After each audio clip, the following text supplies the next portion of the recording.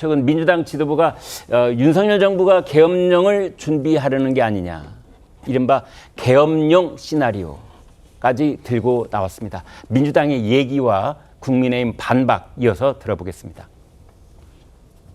김용현 국방부 장관 후보자에 대해서는 탄핵 정국에 접어들면 계엄령을 선포하는 건 아닌지 많은 국민들이 걱정하고 계십니다. 최근 정권 흐름의 핵심은 국지전과 북풍 조성을 염두에 둔 계엄령 준비 작전이라는 것이 저의 근거 있는 확신입니다. 계엄령 준비 시도를 반드시 무산시키겠습니다. 민주당 최고위에서 음모론이 판을 치고 있습니다. 근거 없는 막말과 망언의 연속, 이재명 대표에게 충성 경쟁하는 것입니까?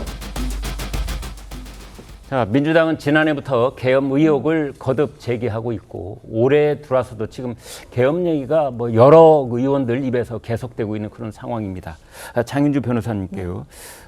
계엄 이거 현실성이 있는 얘기입니까?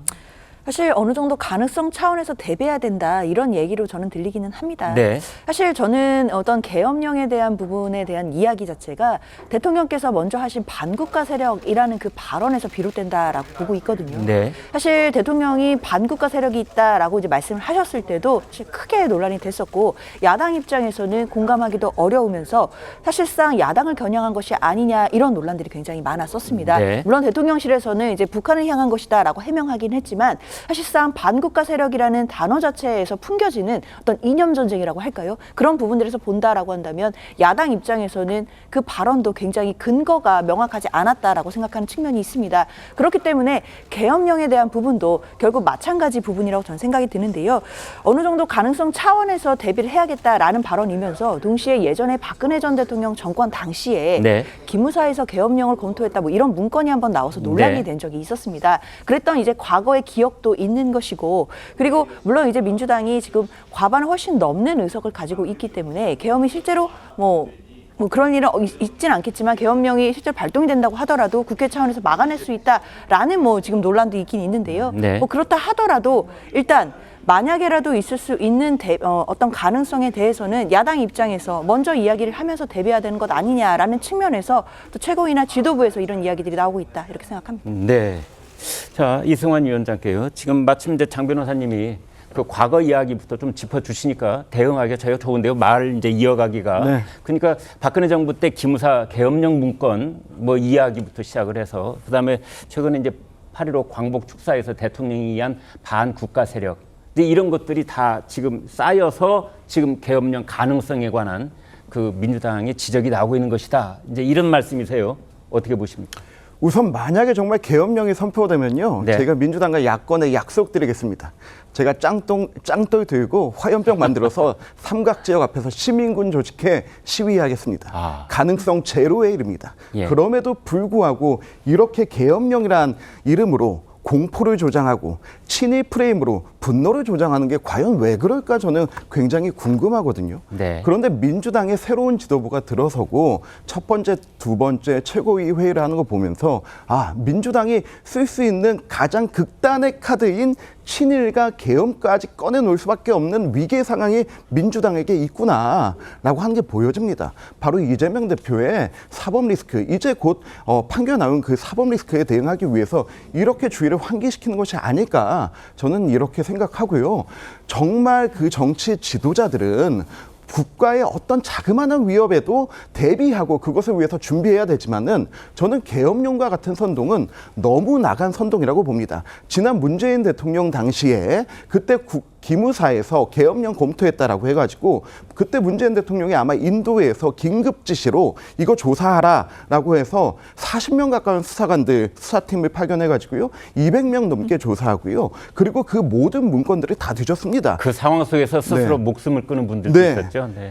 그런데 1심 판결에서 전원 무죄 나왔습니다. 네. 아무 혐의도 발견되지 않았습니다. 매뉴얼에 의해서 어떤 100만 명 이상 모이고 있는 그런 상황에 대해서 군과 책임 있는 정부 당국이 그 대응을 하고 준비를 하는 것은 당연한 것이죠. 우리가 여름철에 전력 사용량 많아졌다고 화재 위험성이 있다고 많이 걱정하지 않습니까? 네. 그때 화재 예방 매뉴얼 만든다고 해서 그 사람을 방화범으로 몰고 가면은 누가 그런 안전에 대비할 수 있겠습니까? 저는 민주당이 우려하는 부분들 일각 가질 수 있다고 생각하지만은 근데 연계성이 너무 없습니다. 이거 맨 처음에 연계할 때 어떻게 시작했습니까? 지금 군 장성들이 충안고 출신들로 이렇게 꾸려지고 있다라고 했는데요. 370명 중에 4명밖에 없습니다. 1% 조금 넘는 사람들로 어떻게 계엄을 준비할 수 있습니까? 그리고 대통령이 반국가 세력을 언급한다고 했는데요.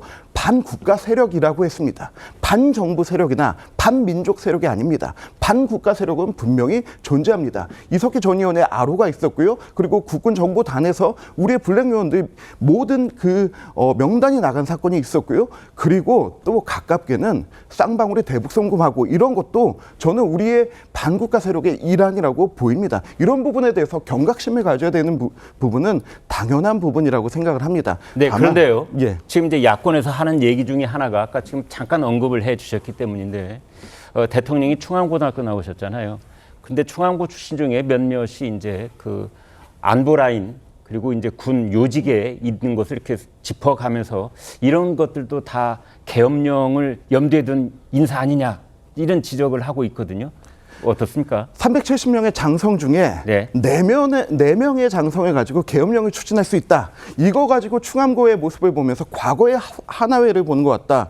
이런 정도의 선동에 지금 저는 혹하실 국민분들 아무도 없을 것이라고 생각합니다. 그런 기준이라면 지금 민주당의 절반 넘는 의원들 모두 학생운동권 출신 아닙니까? 그리고 지금 국회의원들의 대다수 3분의 2는 서울대 출신으로 지금 꾸려져 있습니다. 그러한 인연과 학연과 지연으로 이끌어질 정치라면은 지금 대한민국 정치는 그냥 차라리 예전에 그림자 정부, 프리메이슨에 의해서 지배되는 정부라고 하는 게 오히려 더 현실성이 있습니다. 네. 자, 이송환 위원장이 저렇게 열변을 토해 주셨는데 네, 김 대변인께서는 이거 혹시 반론 있으십니까? 저는 그 반국가 세력이 네. 이 지금 시기에 있을 예. 수 없다고 봐요. 예. 그 프란시스 후쿠야마의 역사의 종언이라는 논문이 89년 포린 어페어스지에 실렸습니다. 예. 이미 이 세계는요 체제 경쟁을 전 세계의 시민들이 봤고요. 예.